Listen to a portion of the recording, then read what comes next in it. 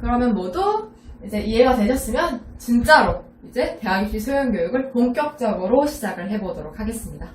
제일 먼저 처음 주제는 대학 입학 전형의 이해예요. 모두 대학이라는 걸 가고 싶고 되게 그냥 들어봤을 뿐이지 대학 입학은 어떻게 해야 되는지에 대한 고민이 되게 많을 거라고 생각해요. 그래서 오늘은 차근차근 기초부터 처음부터 이렇게 다뤄보도록 할 거예요. 먼저 대학 입학 전형을 이해하려면 전형이란 말 자체를 먼저 이해를 해야 돼요. 전형이라고 하면 굉장히 좀 어렵게 느껴지잖아요. 전형이 뭔지라고 생각을 할 수 있는데 전형이란 그냥 대학에서 학생을 선발하는 방법이에요. 대학이 한 가지 방법으로 학생들을 선발하진 않잖아요. 그래서 여러 가지 방법이 있는데 그거를 통틀어서 일컫는 말이 바로 전형이다라고 생각을 해주시면 됩니다. 대학 입학에 있어서 여러분들이 들어보셨을 거예요. 수시가 있다, 정시가 있다. 근데 정시와 수시, 이게 도대체 어떻게 나눠지느냐? 이 이름이 뭐냐? 라고 물어보실 수도 있는데 수시 모집과 정시 모집을 나누는 기준은 간단해요. 바로 대입을 모집하는 시기입니다. 수능 이전에 대학에서 학생을 선발하는 전형이 바로 수시 모집이고요. 수능 이후에 선발하는 과정이 바로 정시 모집이라고 불려요. 생각보다 간단하죠?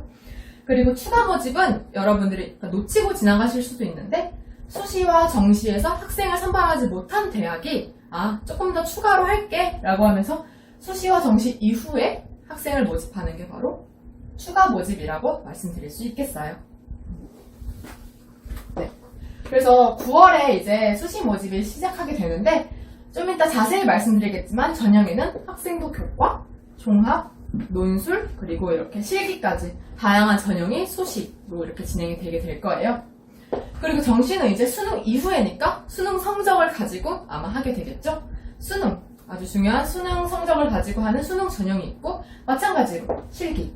주로 예체능을 준비하는 학생들은 실기로 보게 될 텐데 실기는 수시 모집과 정시 모집 둘 다 있다는 점 말씀을 드리고 싶어요. 그리고 이제 추가 모집은 굉장히 다양해요. 수능 성적으로만 보는 대학도 있고 그리고 학생부도 같이 볼게 라는 대학도 있어요. 그래서 일단은 수시 모집, 정시 모집, 그리고 추가 모집 이렇게 세 개의 구분으로 대학 입학이 진행된다라는 걸 알고 계시면 될 것 같습니다.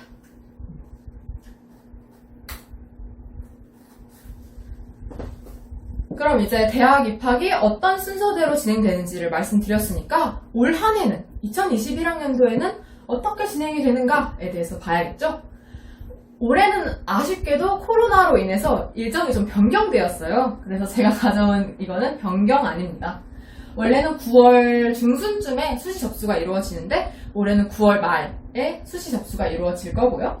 9월 23일부터 28일까지 수시가 진행될 거예요. 그리고 정시도 원래는 11월 중순쯤에 봤죠. 하지만 올해는 12월 3일 그때 보는 만큼 정시 접수 기간도 1월 7일과 1월 11일까지 1월 7일부터 11일까지로 이루어졌습니다. 그래서 수능을 이렇게 보고 합격자 발표, 수시 합격자 발표는 12월 27일 정도에 발표가 날 거고요. 그리고 정시 합격자 발표는 2021년 2월 7일까지 발표가 날 겁니다. 그래서 2021학년도 대입 일정을 이렇게 준비할 때에는 그래도 12월 말까지는 내가 여기에 최선을 다해 봐야겠구나 이런 마음을 가지고 준비를 한다면 훨씬 부담도 없이 마음 좀 편하게 가지고 시작할 수 있을 것 같아요.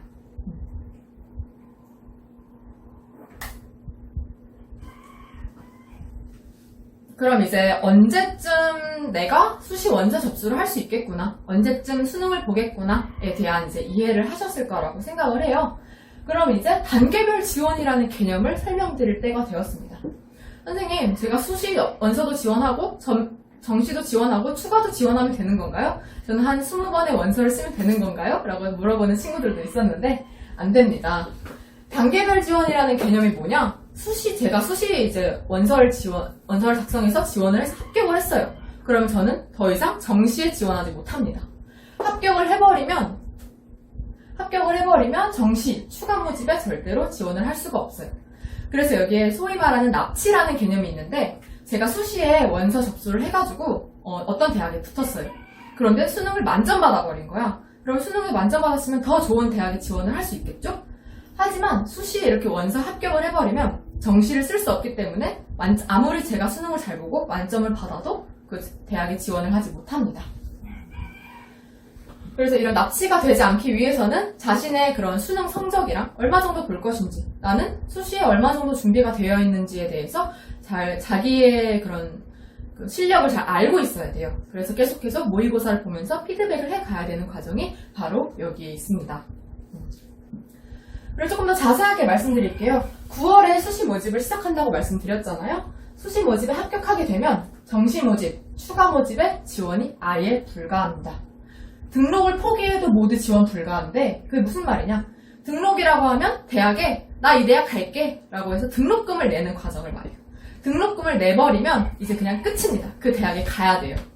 그렇기 때문에 수시에서 만약에 합격하잖아요? 그러면 등록에 포기해도 정시 그리고 추가 모집에 합격할 수 없어요. 아예 지원조차 불가능합니다.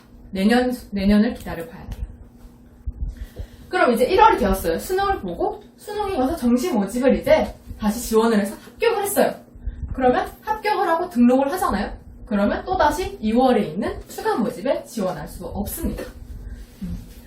하지만 여기 밑에 보이시나요? 산업대, 전문대는 정시를 포기하지 않아도 추가 모집 지원 가능하다라고 나와 있는데 전문대 같은 경우에는 4년제 대학과 좀 달라요.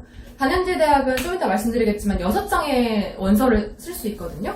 하지만 전문대는 많이 쓸 수 있어요. 10장, 12장, 13장씩 쓸 수 있기 때문에 조금 저랑 상담을 할 때 저는 전문대를 선생님 가고 싶어요 라고 하는 학생들은 저랑 같이 얘기해보면서 원서를 몇 장 쓸지 얘기해보면 될 것 같아요.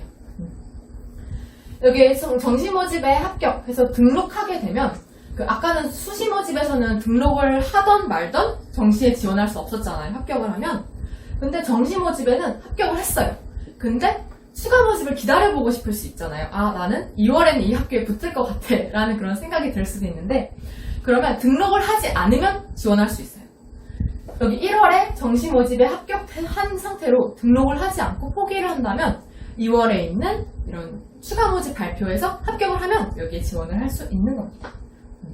그러한 프로세스를 잘 이해를 하고 계셔야지만 좀 더 효과적이고 효율적인 대학 입시를 준비할 수 있을 거예요. 정시 등록 포기는 추가 모집 기간 전까지 포기해야 된다라는 말이 있어요. 나 이 대학 안 갈 거야 라고 혼자만 마음 먹고 있으면 안 된다는 뜻이에요. 학교에 알려줘야 돼요. 죄송해요. 이 학교 말고 다른 학교 갈게요 라고. 여기 예시가 나와 있는데 2020년 2월 20일에 추가 모집 접수가 시작돼요. 그러면 저는 언제까지 포기해야 되는 거예요? 그 전날 자정까지는 포기를 해야 되는 겁니다. 아, 죄송해요. 내일부터 추가 접수죠? 저 오늘 포기할게요. 이런 식으로 그 전날까지는 포기를 해야지만 된다는 겁니다. 만약에 포기하지 않고 그 당일날 말하잖아요? 그럼 여러분들은 그 대학에 가야 합니다. 어쩔 수가 없어요. 이게 단계별 지원이라는 개념을 명확히 숙지하고 계셔야 합니다. 이해되셨나요?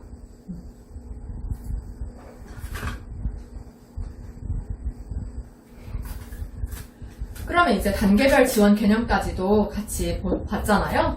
그럼 이제 본격적으로 어떤 전형이 우리를 기다리고 있는지를 이제 봐야 되겠죠? 대학 입학 전형에 대해서 설명을 해드리도록 할게요. 먼저 여러분들이 가장 큰 관심을 가지고 있는 부분은 아무래도 수시일 거라고 생각이 돼요. 작년, 재작년 친구들을 만났을 때에도 수시로 지원하는 학생들이 훨씬 많았어요. 수시는 크게 3가지의 전형으로 나누어져 있다고 볼 수 있어요. 첫 번째는 학생부 위주. 학생부 위주라고 하면 전형 명에서도 나오지만 학생부를 중점적으로 보겠다라는 거예요. 계약에서. 평가 요소가 학생부라는 뜻입니다. 그래서 학생부는 교과와 종합으로 또 나누어져 있는데 학생부 교과는 교과 중심이에요. 말 그대로 내신 중심이라는 뜻이죠. 학교에서 얼마나 공부 잘했니? 그냥 그 학교의 성적, 학생부 교과 성적을 중심으로 수치화된 점수를 가지고 경쟁을 하는 그런 전형이 바로 학생부 교과 전형입니다.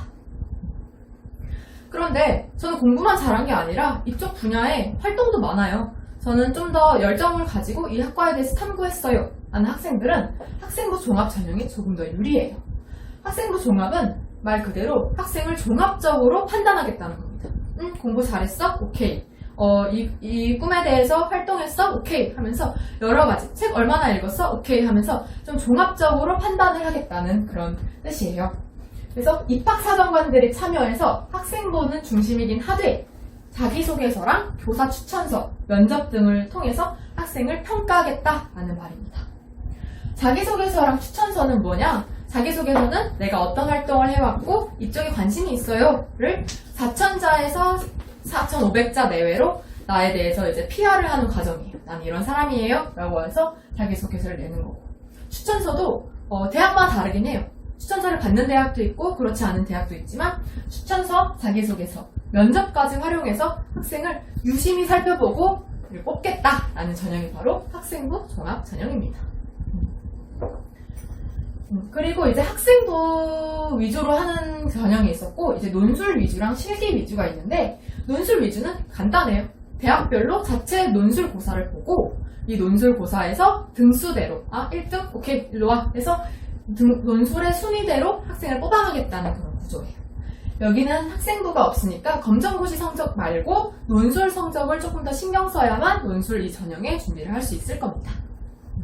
실기 위주는 주로 예체능을 준비하는 친구들 있잖아요. 미술이나 체육이나 아니면 음악을 공부하는 친구들이 많이 지원을 하는데, 특기 등 증빙 자료를 활용 가능하다. 이게 무슨 말이냐면, 제가 이 대회에 나가서 상을 탔어요. 제가 이 대회에 나가서 노래를 불렀어요. 이러한 증빙 자료를 활용할 수 있어요. 포트폴리오 형식으로 이제 저 여기에 많이 해서 저 똑똑하고 뛰어난 사람이에요. 이렇게 자랑을 할 수 있는 게 바로 증빙 자료예요. 이런 거를 활용 가능한 전형이 바로 실기 위주의 전형입니다. 그런데 우리는 수시만을 준비하는 게 아니죠. 정시에 관심 있는 친구들도 있어요. 저는 수능까지 같이 가고 싶어요 라는 친구들은 이제 정시 전형을 이제 지원을 하게 될 거예요. 아까 수시는 4개의 전형이 있었다면요, 정시는 2개의 전형이 있습니다. 정시는 수능 위주, 수능 성적을 가지고 하는 대학이 그런 전형이 바로 수능 위주 전형이 하나 있고요. 그리고 아까와 똑같습니다. 예체능을 준비하는 친구들은 실기, 이렇게 증빙 자료를 활용해서 제가 이렇게 잘해요 라고 하는 그런 실기 전형이 있어서 총 6개의 전형으로 크게 대학 입학 전형을 나눌 수 있겠습니다. 여러분 모두 이해되시나요?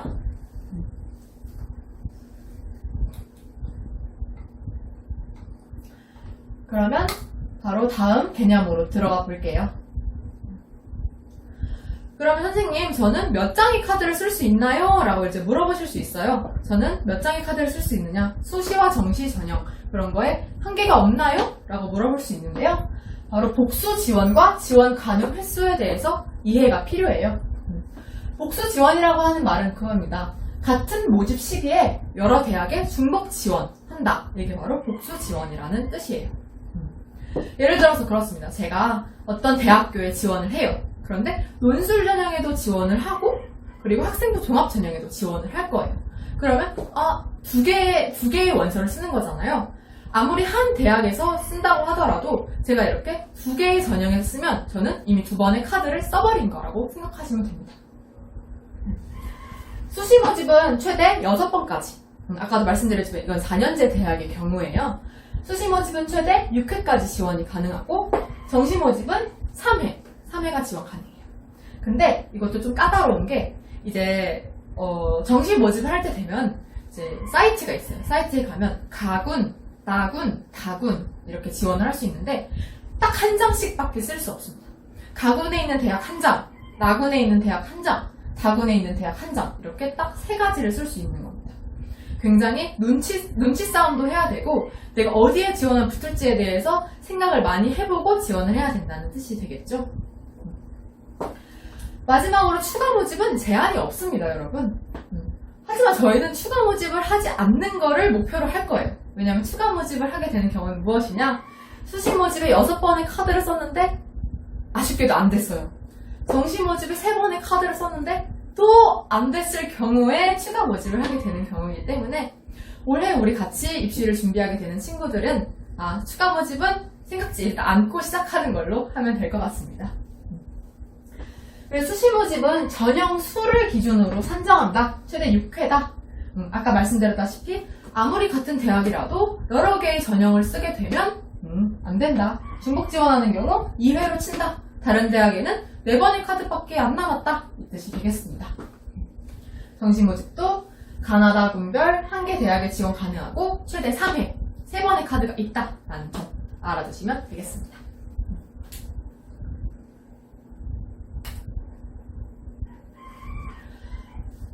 그러면 이제 복수 지원 금지 예외 대학이 아까 있다고 선생님께서 말씀을 해주셨는데 어딘가요? 라는 질문이 있을 수 있어요. 산업대학교와 전문대학교는 그리고 특별법에 의해 설치된 대학은 추가로 지원이 가능합니다. 자, 산업대학이라고 하는 경우에는 청운대학교, 후원대학교에 관심이 있는 친구들은 6장에 더해서 몇 장 더 쓸 수 있어요. 그리고 전문대학교는 이제 2년제 대학도 있고 여러 가지 이제 전국의 대학이 있잖아요. 그래서 산업대와 전문대 그리고 아래에 명시된 대학에 지원하고 싶은 학생들은 더 쓸 수 있어요. 아래에 있는 대학들은 특별법에 의해 설치된 대학이에요. 그래서 말씀을 드리면 육군사관학교, 해군사관학교, 공군사관학교, 그리고 경찰대학에 가고 싶은 학생들은 6개에 더해서 더 지원을 할 수 있고 광주과학기술원, 대구 경북과학기술원, 울산과학기술원, 한국과학기술원 이런 데에 가고 싶은 학생들 그리고 한국예술종합학교나 전통문화대학교, 방송통신대학교에 난 가고 싶어요 라고 하는 학생들은 수시 이런 복수 지원 금지에서 예외가 있다 나는 더 지원할 수 있다 라는 거를 미리 알아두고 대학 입학을 준비하면 좋을 것 같습니다.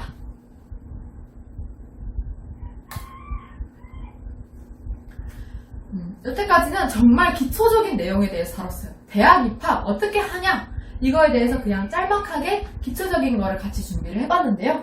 이제 본격적으로 우리는 어떻게 대학에 갈 것인가, 학생부가 없는 우리는 어떤 전략을 세워야 될 것인가에 대해서 시작을 해보도록 할게요.